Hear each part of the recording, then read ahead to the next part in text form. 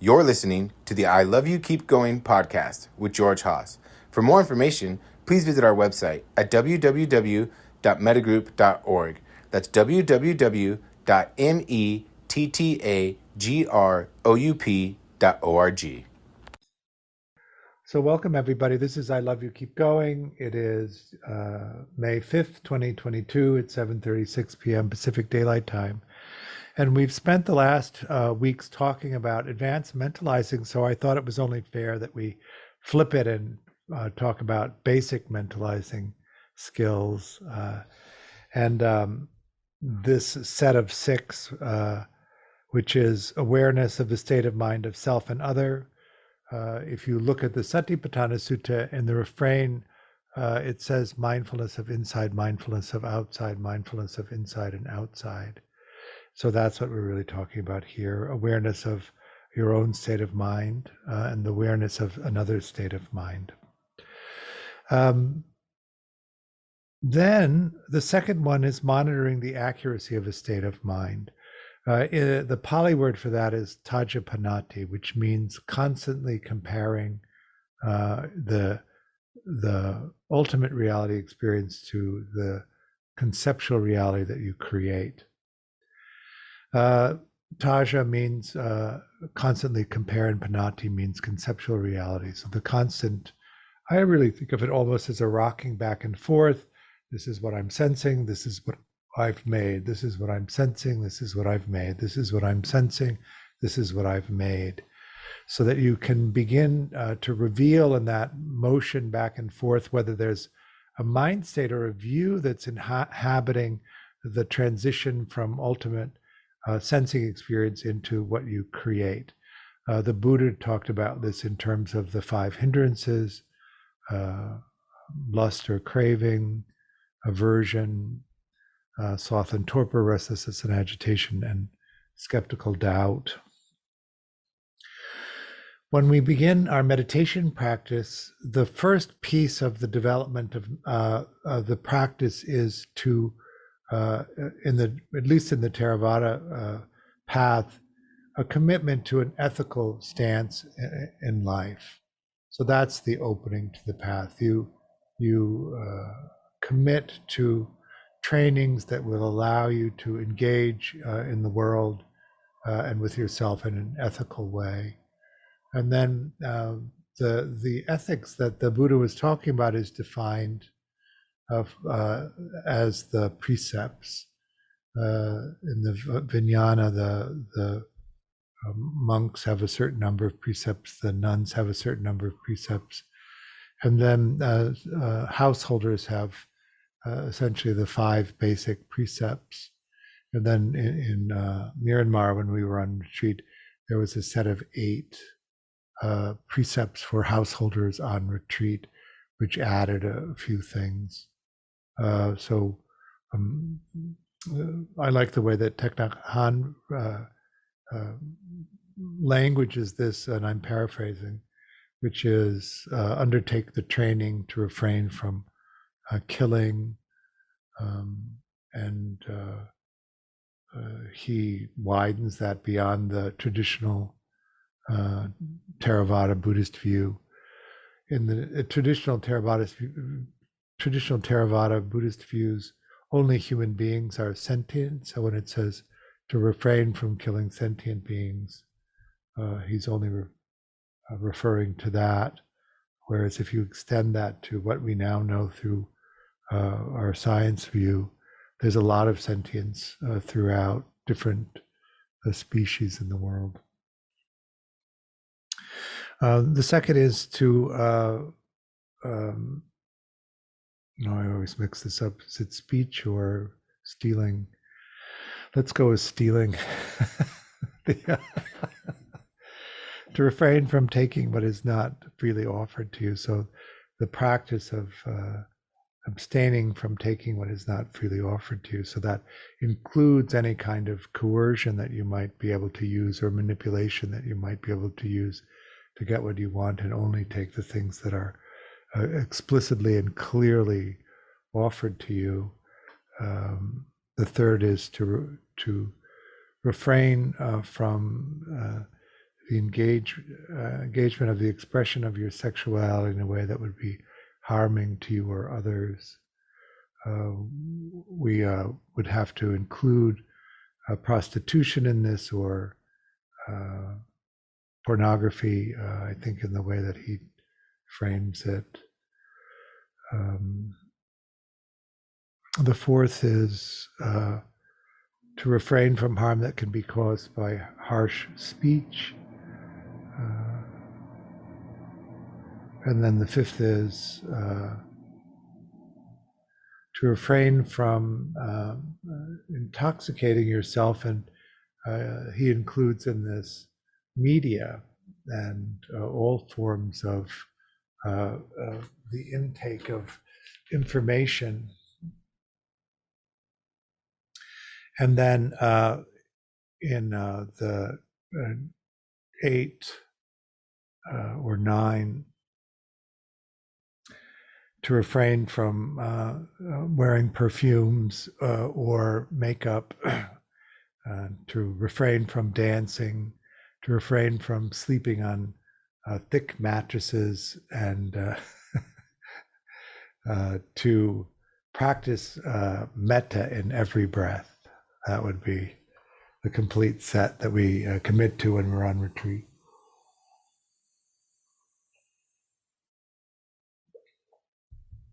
Then, when we enter into the path, the first thing that we need to begin to develop is concentration. Access concentration is being able to place your attention on an object and sustain awareness of it without interruption. And the reason it's called access concentration is that you can access jhana, or you can access vipassana or insight practice from that level of concentration. And that if you don't spend the time to develop that level of concentration, then you aren't necessarily able to get the fruits from the practice that you do, and it can lead to the delusion that the practice is actually not that helpful. And I think that one of the things that happens early on to people who are meditating is that they don't really concentrate well enough to do some of the techniques that are offered to them, and because they're not actually able to do them, most of their experience of meditation is not being able to do the technique very well and not getting much out of it. So it is useful to consider doing the preliminary practices. We of course in the West, particularly in America, I think vastly overestimate our capacities and think that why should I, who am so special, need to do preliminary practices, and so we skip them and go on to the next part. But then we don't get the fruits of the practice, and it leads us to move from practice to practice to practice, continuously seeking for the thing that we want, even though the reason why we're not finding it is because we're not actually able to engage in the practice at a level that would produce the result that we're looking for. Some of us, through the different experiences of education that we've had, or through sports practices or something like that, do develop a level of concentration, but many of us don't. And so we begin that. Now, in the West, that tradition of preliminary practice has not been embraced. And I think that that's largely because in the initial instruction of meditation, going back to the late 50s and 60s, it was largely done on retreat. And so you don't necessarily need to spend householder time doing preliminary practices when you're on retreat, because if you're sitting for long periods of time over an extended period of time, the concentration naturally develops from doing that. But if you're largely a householder practice and you don't go on retreat, then I think it is imperative that you do some preliminary practices, which I would suggest is concentration. We at Mettagroup, in the way that we tend to teach beginning meditation, is to start with a simple breath counting strategy, and then to go into a metta practice but as oriented toward a concentration practice rather than as a practice intended to produce positive states. So we use wet and dry for that. A dry Vipassana practice would be a practice where concentration is not intentionally cultivated first. A wet Vipassana practice would be where concentration is intentionally developed first, and then once you have access concentration, you move into Vipassana, and it's the opposite in metta. A dry metta practice is concentration oriented, and a wet metta process is where you're cultivating positive states, but not cultivating necessarily concentration. When you do a dry metta practice or a dry loving kindness practice, the blissfulness comes from a byproduct of the high concentration states and can be intensely blissful, which comes from any or can come from any of the jhanic states. You have metta jhana and also vipassana jhana. We tend to teach metta vipassana, so there are these integrated heart practices and insight practices. So in the beginning of the development of your metta practice, you're often using vipassana strategies to set up the technique. And then once you've made the discoveries that you need to using insight practices, you abandon the insight practices and abide in the loving kindness practices. So mainly what we're trying to identify in the metta jhana practice is the mind state of loving kindness, and then to make that the object of concentration. So it's a one-pointed concentration practice on a mind state. Because a lot of the work that we do at Mettagroup is focused on attachment and attachment repair, really developing capacity to track mind states is an important skill that you need to have in order to maintain secure functioning. And so we like to start at the very beginning of practice with that. And then when we come to the experience of this early basic metacognitive skill, awareness of the state of mind of self and others, if you're not able to track your own mind state, you're not going to be able to track the mind state of someone else, and you may not even be able to tell the difference between your own mind state and somebody else's mind state.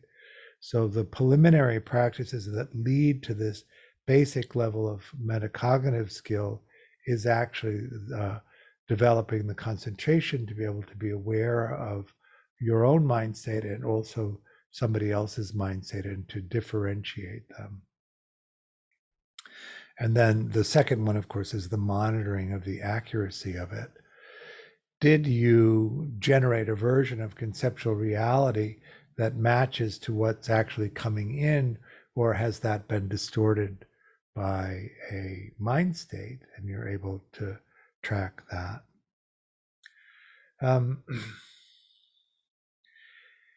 If you had sensitive enough attuned caregivers, and then you would already be able to do this. It's only when you don't have that early training that it could be an issue. And so when we look at that early experience of the infant in the dyadic relationship with their caregiver, the spontaneous, uninhibited expression of the child hopefully is met by an attentive caregiver who attunes, who empathetically connects, is able to understand what that expression means and then mirror it back. This is the development of that experience of understanding who we are in the reflection of someone else.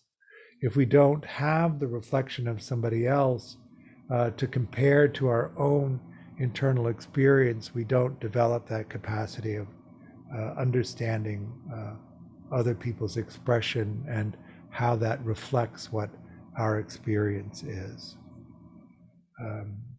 If that's always the condition that you experienced as a child, then you've always been able to do it, and it's one of those automatic gatherings of information that you do, and then you become sensitive to your expression, and then the experience that other people have of your expression, and whether it matches what you thought should happen, which opens up to the third basic metacognitive skill, which is the awareness of one's own influence on another state or behavior, and vice versa. So when you're mentalizing at that level, you understand what your experience is, and that's been defined in reflection to your early experiences with a caregiver. So you'll notice in people with secure functioning that they experience themselves as capable and competent, and they experience other people as receptive to their expressions. If there's enough delight that comes back at them from their caregivers in that early dyadic experience, their expectation actually is that those spontaneous, authentic expressions will be met by delight in the other person. And then also that back and forth, a child expresses anger, they can experience the effect that that anger has in the expression of the caregiver, and then how the caregiver responds to that. And if that care is consistently positive, then there's no problem with the expression of anger, because your expectation is that it won't affect the basis of the relationship, or the basis of delight that the caregiver has in you. You've seen, I suppose, a mother or father respond to a very fussy child with a lightheartedness and a sense of delight, and you've probably also seen a caregiver that's overwhelmed by that experience and reacts harshly to the child. And each of those reflections we use to create the experience of ourselves, and also the way that we anticipate or create the working model of other people. That making sense so far? So when we're talking about meditation, and as an old student of Shinzen's, I really like the see her feel technique for that, because it's dividing up the experience of sensory experience into these easily trackable domains of sensing experience. And so you have the perception of the world, and then when you add the focus in, focus out strategies, you begin to develop the sensitivity to self and other being the focus out space, and self being the focus in space. When you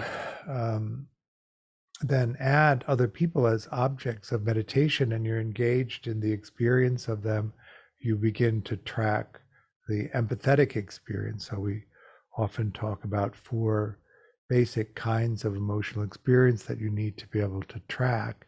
And when you use these simple Vipassana techniques to divide up experience, you can develop really stark sensory clarity around these 4 basic kinds of emotional experience. The first is the emotional response that happens to the experience of the present moment. So you have the capacity to sense something, the object that can be sensed. When there's contact, consciousness of that sensing experience arises. It's then evaluated for processing speed. I like to call it Vedana is the Pali word. Pleasant, unpleasant, or neutral. I think urgent attention doesn't really matter whether we get to it, and pleasant, if there's time, is a better way to think about that. And then it's compared to the perceptual database. And if there's an entry in the perceptual database that's close enough to the undifferentiated sensing experience, then the process of conceptual reality happens, and the undifferentiated sensing experience becomes conceptual reality, based on what it means to you, not necessarily based on what's happening. Because we're referencing the perceptual database to create an understanding of what the sensing experience is,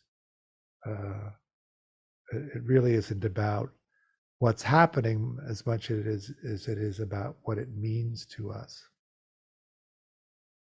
Now, there is always the possibility that it's a unique or novel situation that you're in, and then the imagination kicks in and creates a meaning that's associated with the sensing experience, and that becomes the reality. But when you begin to explore this deeply, what you'll see is that you can really create almost anything, and it will take on the appearance of solid and real. And if you're not in this constant movement back and forth to compare what you've made with what you uh, created or what you've sensed, then you can slip out of mentalizing and think that the experience that you're having is actually what's happening, and that it's a universal experience and that everybody's having it. This was a non-mentalizing mode, which we would call psychic equivalence, where you think your experience is an accurate representation of what's actually happening and not a representation of what's happening in that moment means to you. This that constant movement back and forth, that understanding is, I am creating reality based on what it means to me in this present moment, and I'm not even obligated to other moments that I've had in creating this, really. And that you're also doing that opens up this investigation of actively mentalizing what the other person's state is.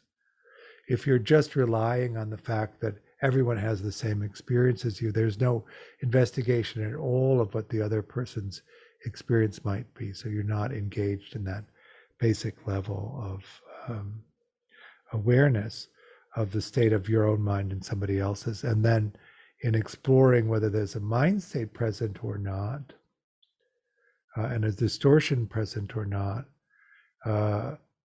you can evaluate whether you're seeing things clearly, and you can also begin to sense in the other person whether they're seeing it clearly, whether they're in a quantum state or they're actually in a view that's distorting. And so that when you engage in the communication, you can express this.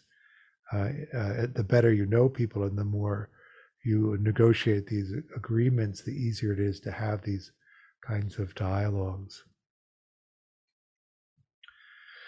Now, one of the things about consciousness is that it's delayed by about a half a second.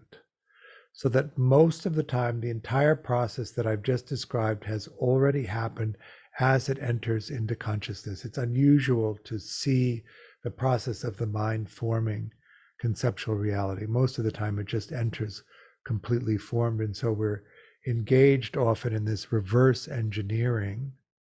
This is what I've made. What did I make it out of? Rather than this is what I'm sensing. This is what I make. This is what I've made. What did I make it out of? This is what I've made. What did I make it out of? So that you can begin to have a dynamic relationship to that.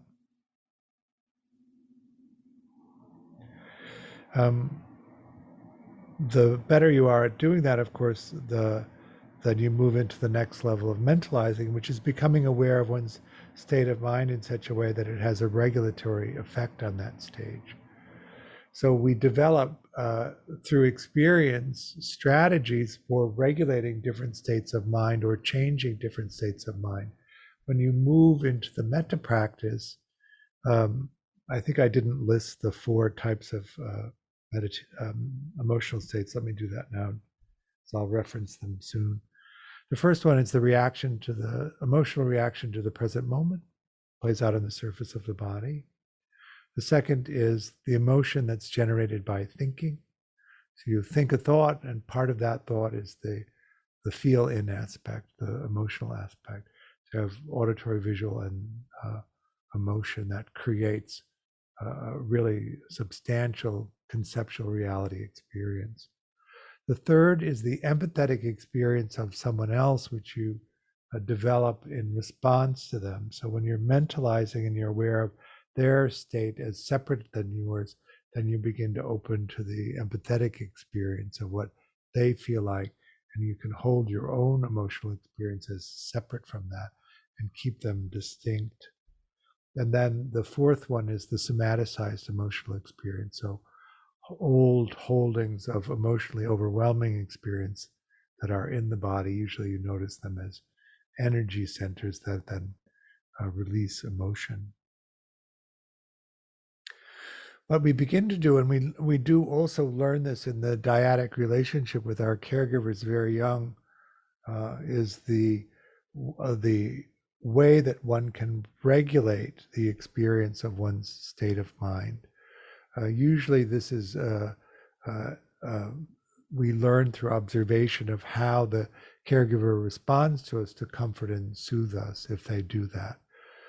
We may be asking for comfort, we may be asking for soothing, and they may not actually provide comfort and soothing, but they do provide some way of regulating it. So I see you're sad here. Let me give you some affection. Let me reassure you that it's going to be okay, or wipe that sad expression off your face, or I'll give you something to be sad about. Another strategy for regulating, but that really leads to the suppression, the conscious suppression and expression of emotion rather than comfort and soothing. But it does lead to the development of a self-regulation strategy. So we become aware that one state of mind in such a way that it has a regulatory effect. So this is also the beginning of the self-generated emotion, where we think a thought in response to something that's distressing in the present moment in a way of, in an attempt to comfort and soothe ourselves. We want to use meditation as a way of evaluating how we do that. So we begin to learn to monitor auditory thinking, visual thinking, and the emotion that is a part of that constellation of thought, and then pay attention to whether we use repetitive thought patterns as a way of regulating our experience. What you'll notice is that most adults use repetitive thoughts as a way of regulating their emotional experience, and that children observe adults using repetitive thought processes and to develop a version of that themselves. So we learn from our caregivers the strategies that our family systems use to regulate emotional experience.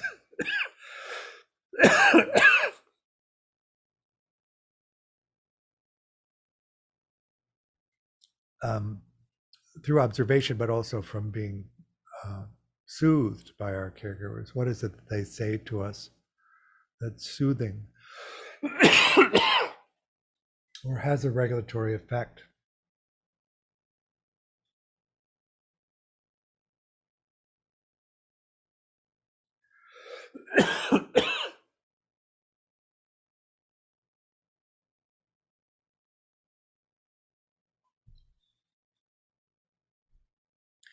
So what we do is we anchor our attention in auditory or visual thinking, depending on which is our primary thought process. And then we track one-off thoughts from repeating thoughts. And then we monitor the repeating thoughts until we learn the content of them. And then we evaluate whether they're beneficial thought processes or afflictive thought processes.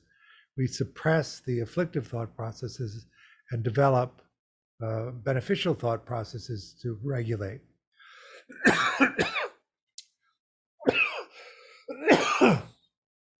My voice is failing, but I'll go on for a few more minutes and then we can meditate.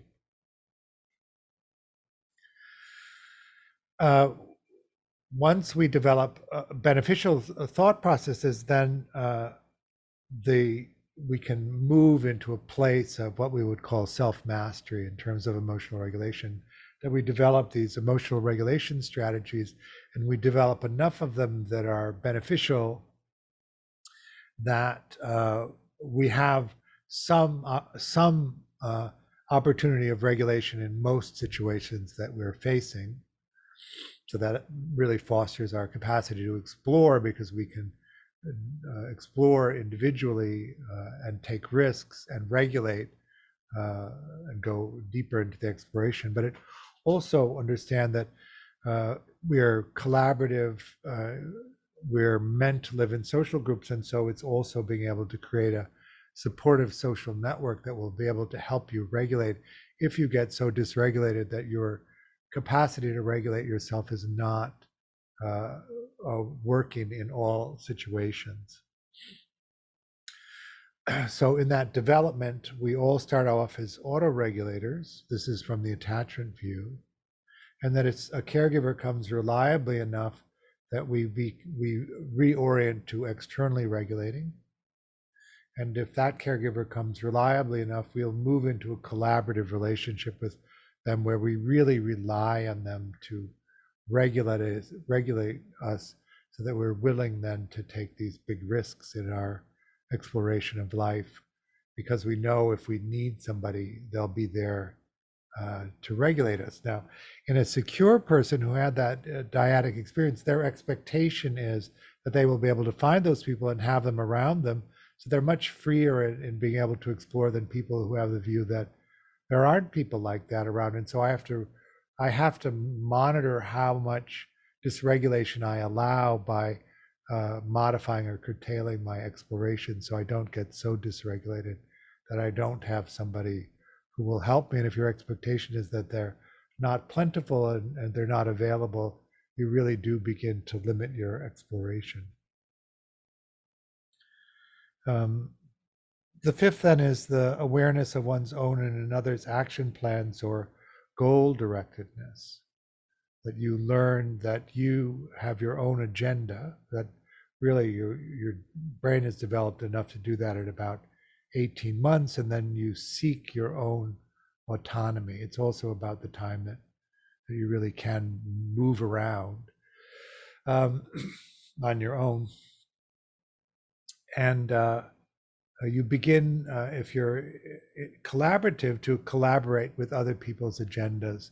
And if you don't develop that capacity for collaboration, you're in conflict with other people's agendas for themselves, or not being sufficiently supportive of your own agenda. But an example of that would be the child says, "I'm hungry," and the caregiver says, "Okay, let me make you something to eat."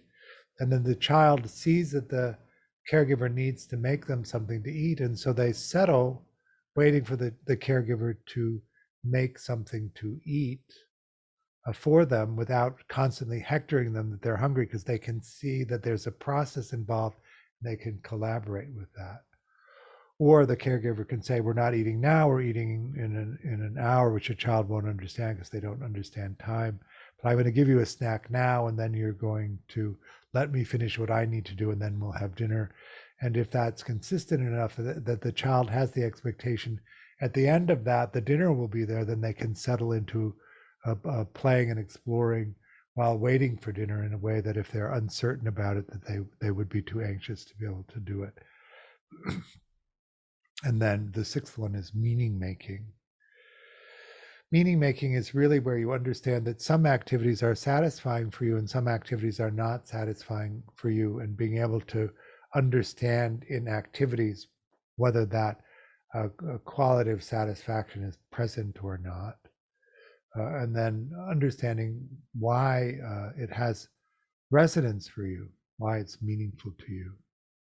And then you can then organize your agenda in a way that you're pursuing things that are more meaningful. That all making sense in that basic set?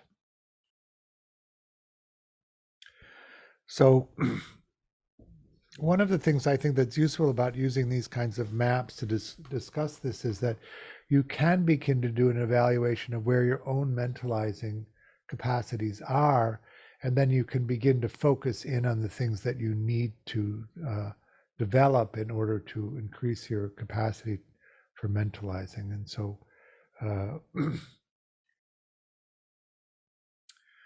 what I would like to do is just do some basic see, hear, feel, and then some focus in, focus out, so that that really basic Vipassana skill at developing mentalizing is something that you can practice.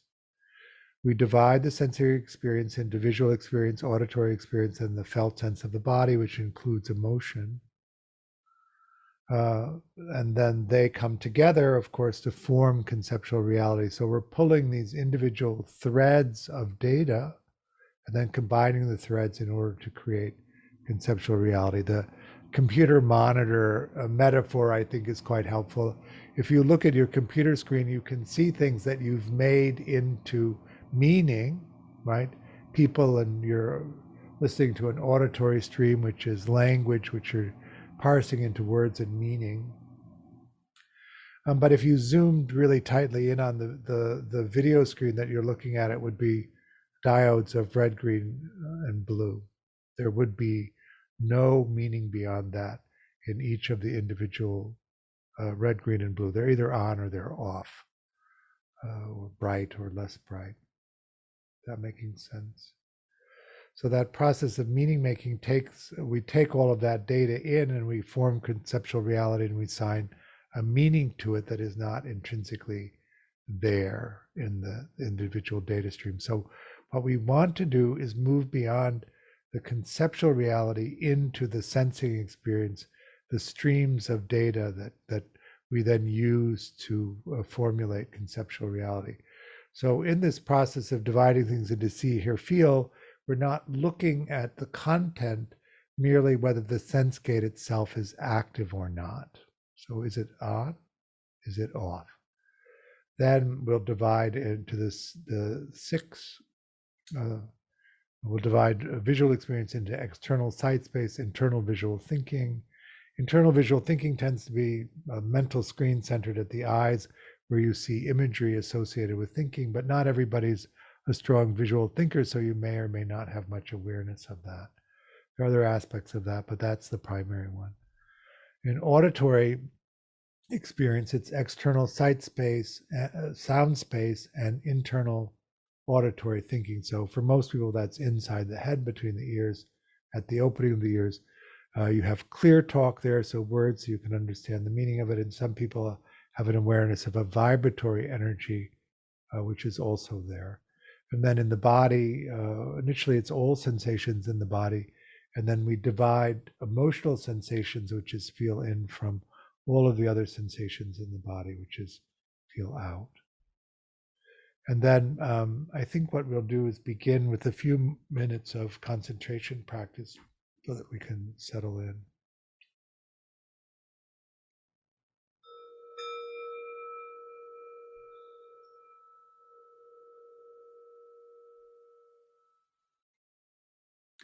So how did that go?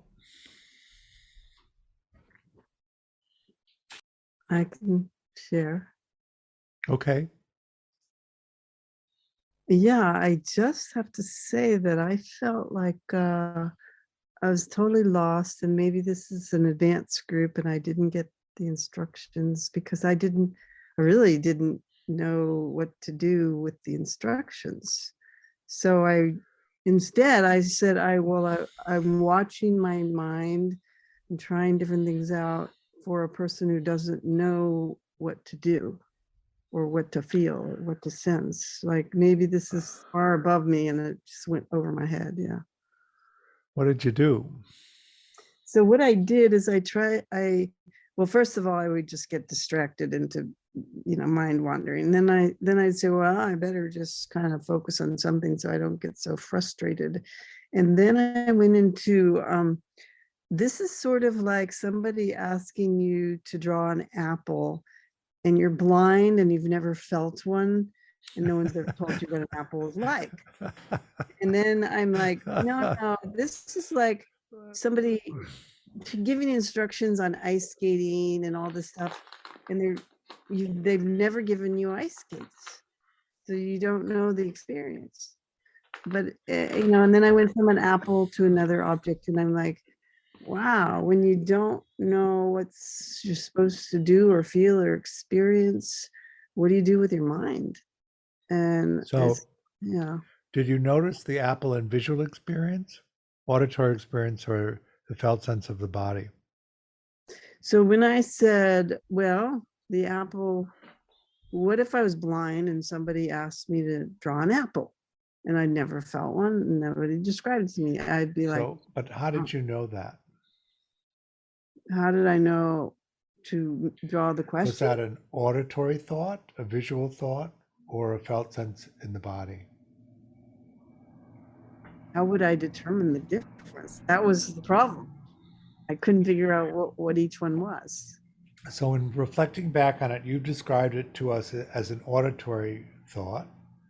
But if I were a blind person and had never seen an apple, so those were words. Is that how you knew that you were thinking that? Yeah, I guess so. Okay. And where did you hear those words?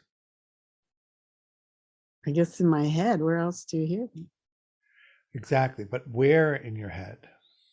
In my mind? So with the instructions, the explanation was auditory thinking space, which is inside the head or at the ears. Did you notice that?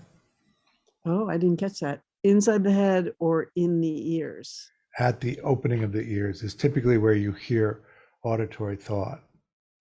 Well, I don't know, but I'm sort of leaning towards saying internal in the mind. Okay. in the And then head. with internal visual thinking, it's typically a mental screen that's centered at the eyes. So when you close your eyes, do you ever see visual imagery? I think that's what happens. And I think that might be a usual thing. And where's that located? Well, I didn't know there was a location for these things, but I guess it would be in the front of the head. Right. And then where do you feel emotion? Uh, in the throat or the core of the body. So along the surface of the body and throat? Yeah, mostly in the front, or sometimes, yeah, I guess mostly in the front. Yeah. So now what we've described is internal visual thinking, internal auditory thinking, and the emotion in the body. That's the focus in space. And then the focus out space is where do you see visual image when the eyes are open? Oh, was the instruction to open the eyes for that part? No, but I'm just asking you. I'm Okay. trying to walk you through the spaces that you're monitoring. Okay. So what's the question? If your eyes are open, where do you see the visual space? Here and here and here and So here. out in front. As far as I can see out, I can't see my nose. But yeah, as far as I can see out. And then when you hear the external soundscape of the world, where do you hear it? I guess through the ears. And then when you feel the body, where do you feel the body? Through the core front of the body. Or it So could be else. then, Could be the foot or the toe or what. so the feel out part is different than the feel in part. Oh, so I just described feel in? You described the contrast between feel in and feel out. What did I say was feel in? The front of the body, the core of the body, and the throat. Okay. That's what where did you feel emotion. And then feel out space is that or other spaces like you could feel your foot, you said. feel out is feeling. Wouldn't feel out being like touching something out of yourself? Well, no, it's an arbitrary designation, but it's the corporalness, the physicalness of the body. So you've actually been able to define all of the 6 spaces that we were tracking. And here, what you just want to do is let your attention be drawn to whatever sensing experience is happening, and then know that it's one of those 6 spaces. And try and define it or recognize it. Yeah, you just have to recognize that it's active. You don't have to do anything else about it. Oh. All right. And I'll try it next time. Good. Yeah, I mean, it just goes over my head, and I'm like, I'm not sure. Like I'm in So kindergarten, so I'm not you're in the sure. level 2 class, and all of the basics are in that 84 meditations that you have. So if you go Yeah, I through started. those, Oh, you'll get the basic instruction. But that's the okay. development of sensory clarity that we need. So it does develop over time, even though Yeah, you don't know what the heck's going on in the beginning. right. I call that equanimity with confusion. Okay. Yeah. The most important thing to me in that whole process was that I was able to not get too frustrated and angry. Good.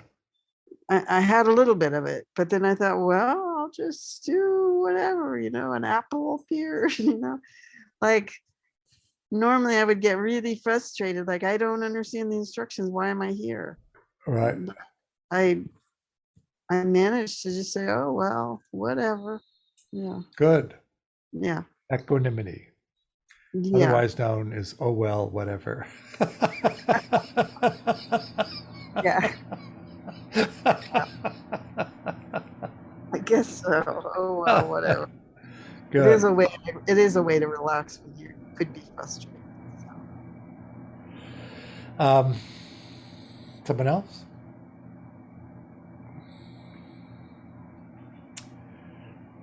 Joan? I noticed that I was challenged in just being with a feeling and not assigning an emotion. I realized that apparently is a pattern. I feel a feeling and then I assign or think of what does that mean? Right. Good. Um, so thank you all for coming and practicing. Um, was that good enough, Joan, or did you have more? Fine, thank you. Um, we have posted the new level 1 and the new level 2 on the website if you want to take a look at that. And I think it's end of June into July. Not sure. And then we have our retreat coming up in October. And the new thing that's on the horizon is that we're trying to put together a trip to Thailand in January and February. It's a kind of ecotourism trip. We'll go to Chiang Mai and then we'll hike through the mountains to the monastery. Don't worry, I'm turning 70 this year, and the idea of 2 days of hiking through the mountains of Thailand made me think we need to have cars available. So we'll have cars available. We need to. Then we'll go and do a course at a high forest monastery, and then take a couple of more days to do some more travel around Thailand and come back. It's an 18-day trip altogether. So that is the thing that we're trying to figure out. But all of that eventually will end up on the website. I offer the teaching freely, but I do hope that you'll make a donation. There's a link to do that on the website. Any amount is helpful. It helps support me and also the work Mettagroup is doing. Thank you for coming, and we'll see you next time. Bye now.